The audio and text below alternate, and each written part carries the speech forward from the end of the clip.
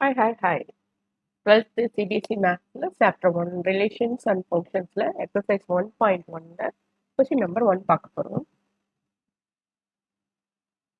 Determine whether each of the following relations are reflexive, symmetric and transitive. So first questionல 5 subdivision இருக்கு. அதுல நம்ம ஒன்று ஒன்றா பார்க்கலாம். இப்போ first வந்து relation R in the set A. 1ல இருந்து என்ன நம்பர் வரைக்கும் கொடுத்துருக்காங்க? 14 நம்பர் வரைக்கும் கொடுத்துருக்காங்க. Defined as R x, y. So என்ன ரிலேஷன் கொடுத்துருக்காங்க? 3x minus y equal to 0. So அப்போ அதை நம்ம ஒய்ன்னு எடுத்து எழுதிக்கலாம். அப்போ நமக்கு சால்விங் பண்ணுறது ஈஸியாக இருக்கும். So 3x minus y equal to 0னா மைனஸ் y அந்த பக்கம் போகும்போது என்ன ஆகிடும்? ப்ளஸ் y ஆகிடும். y equal to 3x. இப்போ நீங்கள் என்ன பண்ணணும்? எக்ஸுக்கு ஒரு வேல்யூவாக சப்ஸ்டியூட் பண்ணி y என்னன்னு கண்டுபிடிக்கலாம். ஸோ அந்த நம்பர்ஸ் எப்படி இருக்கணும்? 14 வரைக்கும் தான் இருக்கணும். ஸோ இப்போ இங்கே உங்களுக்கு போட்டிருக்கேன் நான் y equal to 3x.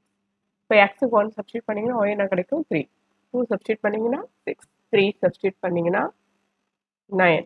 4 substitute பண்ணிங்கன்னா அதாவது 16 வருது. ஆனால் இங்கே என்ன இருக்குது? 14 வரைக்கும் தான் நம்பர்ஸ் இருக்குது. அப்போ நம்ம 4, 16 எடுத்துக்க முடியாது. 3 வரைக்கும் தான் நம்ம எடுத்துக்க முடியும். So the given relation first என்ன ரிலேஷன் எது நமக்கு அதில் சூட் ஆகுது, அதில் பொருந்துதுன்னு பார்த்து நம்ம எடுத்துக்கிறோம். 1,3, 2,6, 3,9, 4,12. ஸோ இதுலேருந்து நம்ம ஃபஸ்ட்டு ஒன்றா கண்டுபிடிக்கலாம். என்ன கண்டுபிடிக்கலாம்? ரிஃப்ளெக்சிவா, சிமெட்ரிக்கா, டிரான்சிட்டிவா. ஸோ இன்ட்ரடக்ஷன் வீடியோ நிறையா கொடுத்தாச்சு. ரிஃப்ளெக்சிவ்னா என்ன, சிமெட்ரிக்னா என்ன, டிரான்சிட்டிவ்னா என்ன அப்படின்னு சொல்லியாச்சு. ஸோ அதை பார்த்துட்டு கூட நீங்கள் இங்கே வரலாம். இல்லை இப்படியே பார்த்தா கூட உங்களுக்கு புரியுதுன்னா நீங்கள் அப்படியே தொடர்ந்து பார்க்கலாம். ஸோ ரிஃப்ளெக்சிவ்னா என்ன சொல்லியிருக்கோம்? Mirror image.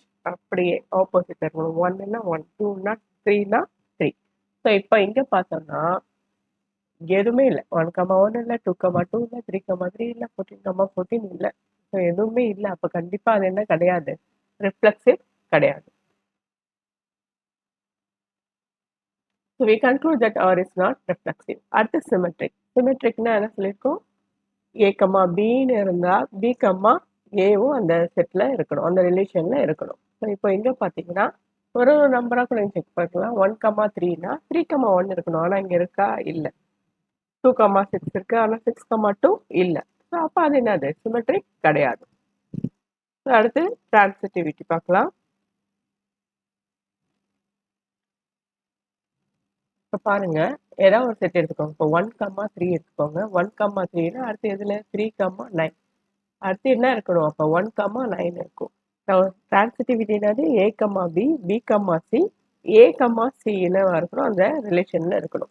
ஸோ அப்போ இங்கே 1,3 இருக்குது, 3,9 இருக்குது. ஆனால் எது இல்லை? 1,9 இல்லை. ஸோ அப்படி இல்லைன்னா அது என்னது? டிரான்சிட்டிவ் கிடையாது. ஓகேவா? அப்போ இது ரிஃப்ளெக்சிவும் இல்லை, சிமெட்ரிக்கும் இல்லை, டிரான்சிட்டிவிட்டியும் இல்லை. ஓகேவா?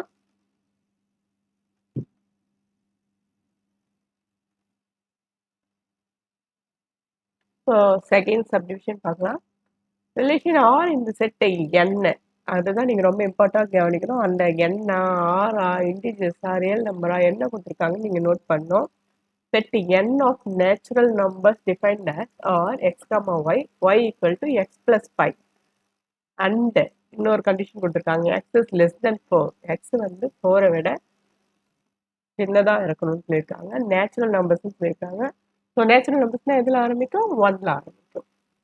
ஸோ அப்போ எக்ஸுக்கு நீங்கள் என்னென்ன வேல்யூ எடுத்துக்கலாம்? 1, 2, 3. இது எப்படி வந்தது? எக்ஸுக்கு 1 சப்ஸ்டியூட் பண்ணிங்கன்னா 1 + 5 6. 2 சப்ஸ்டியூட் பண்ணிங்கன்னா 2 + 6 7. 3 சப்ஸ்டியூட் பண்ணிங்கன்னா 3 + 5 = 8. ஸோ ரிலேஷன் என்ன நம்ம முதல்ல கண்டுபிடிச்சி வச்சுக்கலாம். 1,6, 2,7, 3,8. ஸோ லாஸ்ட் டைம் நம்ம பார்த்ததால இதை அப்படியே பார்த்த உடனே நீங்களே என்ன பண்ணிடலாம்? ஆன்சரை போட்டுடலாம். ஸோ முதல்ல நம்ம என்ன செக் பண்ண போகிறோம்? ரிஃப்ளெக்சிவ். 1,1 இருக்கா? இல்லை. ஒன்று இல்லைனாலுமே என்னது? அது கிடையாது. Result not reflexive. இப்போ அடுத்து நீங்களே சொல்லலாம். 1,6னா என்ன இருக்கணும்? 6,1 இருக்கணும். இருக்கா? இல்லை. அப்போ அது சிமெட்ரிக்கும் கிடையாது. இப்போ டிரான்சிட்டிவிட்டி நம்ம என்ன செக் பண்ணணும்? A, B, B, C இருக்கான்னு பார்க்கணும். அதுக்கப்புறமா A, C பார்க்கணும். இப்ப A, B இருக்கு. B, Cயே இல்லன்னா, அப்ப அது கண்டிப்பா என்னது? Transitive. X, Y, Y, Z belongs to R. We know it. ஆனா இங்க என்ன இருக்கு? Y, Z இல்லன்னும் போது நம்ம எப்படி X, Z தேட முடியும்? ஸோ அந்த மாதிரி இல்லைன்றதால அது என்னது? டிரான்சிட்டிவ். அவ்வளோதான், சம் முடிஞ்சு போச்சு. R is not reflexive, not symmetric, but transitive.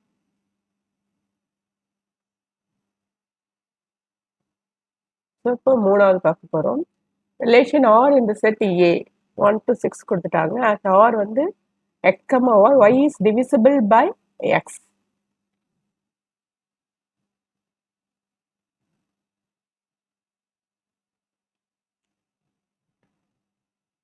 எல்லா நம்பரும் எடுத்துக்கோங்க. 1 to 6 தானே கொடுத்துருக்காங்க. எல்லா நம்பரும் அந்த நம்பரால் டிவைட் பண்ணும்.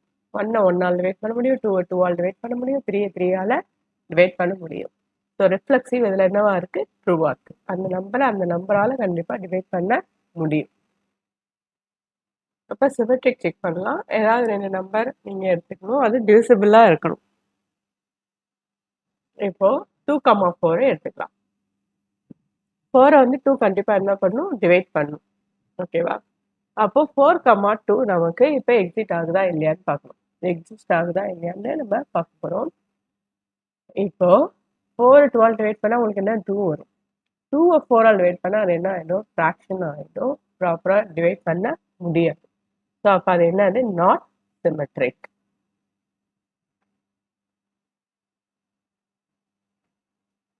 இப்போ அடுத்து டிரான்சிட்டிவ் செக் பண்ணணும். X, Y, Y, Z எடுத்துக்கிட்டிங்கன்னா அது ரேஷியோ இருக்குன்னா கண்டிப்பாக X, Zம் அதில் இருக்கும். So Y is divisible by X and Z is divisible byனா கண்டிப்பாக Z is divisible by X. அப்போ X, Z அதில் ஆரில் இருக்குது. ஸோ உங்களுக்கு அப்படியே ஜென்ரலாக இருக்கிறது உங்களுக்கு புரியல, நீங்கள் ஏதாவது 3 நம்பர்ஸ் எடுத்து கூட செக் பண்ணி பார்க்கலாம். இப்போ நம்ம என்ன எடுத்துக்கலாம்?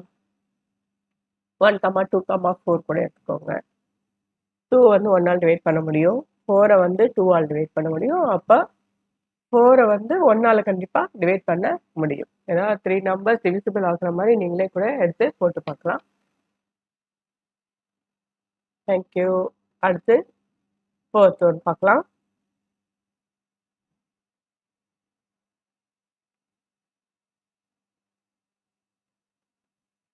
Relation R in the set Z of all integers defined as எல்லா இன்டிஜர்ஸுமே எடுத்துக்கிறாங்க. என்ன ரிலேஷன் கொடுத்துருக்காங்க?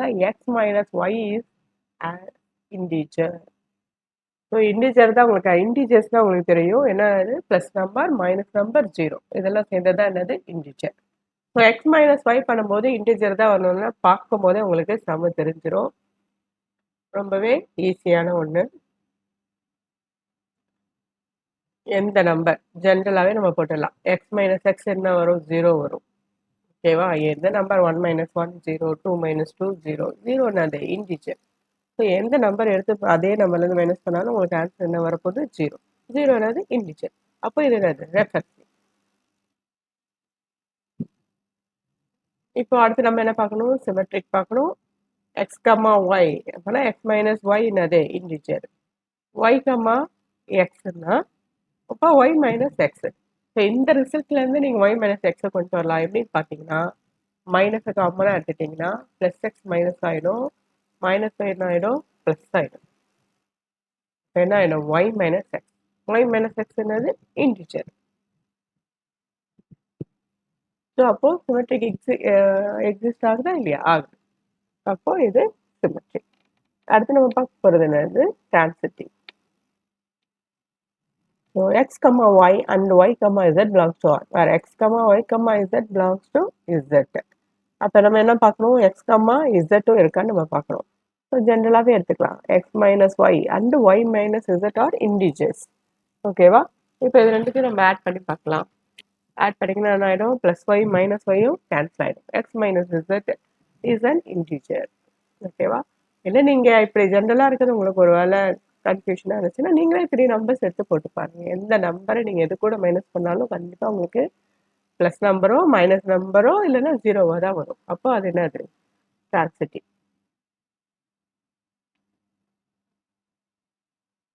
That's it.